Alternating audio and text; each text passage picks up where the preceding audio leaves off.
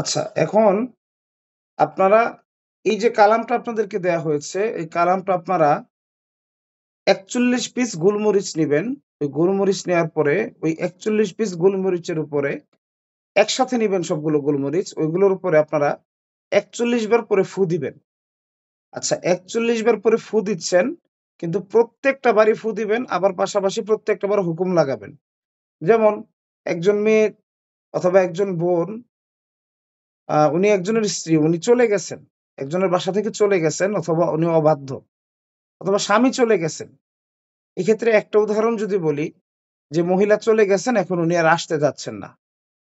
তা আপনি কিভাবে হুকুমটা লাগাবেন? এই যে কালামটা আপনি একবার পড়ছেন, পড়ার পরবর্তীতে আপনি বলবেন যে অমুকের কন্যা অমুক, ইয়া আরহামুর রাহিমিন, অমুকের কন্যা অমুককে তাড়াতাড়ি উনার স্বামীর কাছে আপনি ফিরাইয়া দেন।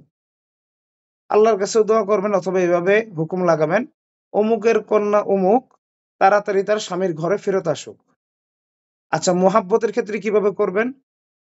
অমুকের কন্যা অমুক, তার স্বামী অমুকের পুত্র অমুকের মোহাব্বতে বাধ্য হয়ে যান।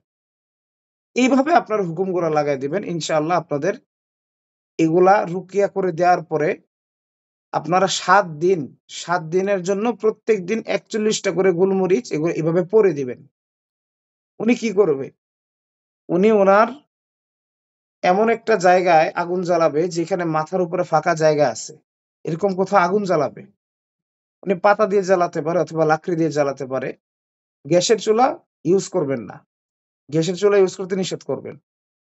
এমনিতে মাটির চুলা অথবা লাকড়ি অথবা পাতা দিয়ে আগুন ধরাবে। মাথার উপরে ফাঁকা জায়গা থাকবে। ওই স্ত্রীর বাড়ি যেদিকে আছে অথবা স্বামীর বাড়ি যেদিকে আছে, মানে এক কথায় মাসুকের বাড়ি, যাকে আনতে যাচ্ছে তার বাড়ি যেদিকে আছে তার বাড়ির দিকে মুখ করে দাঁড়াবে।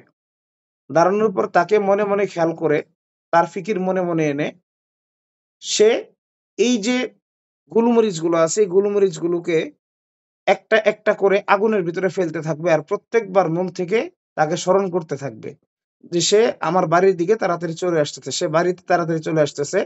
৭ দিন আমলটা করার পর ইনশাআল্লাহ আপনারা খেয়াল করবেন যে ওই মহিলা বাড়িতে ফেরত চলে আসছে। অথবা স্বামী যদি খেয়াল না নিত, স্বামী খেয়াল নেয়া শুরু করছে।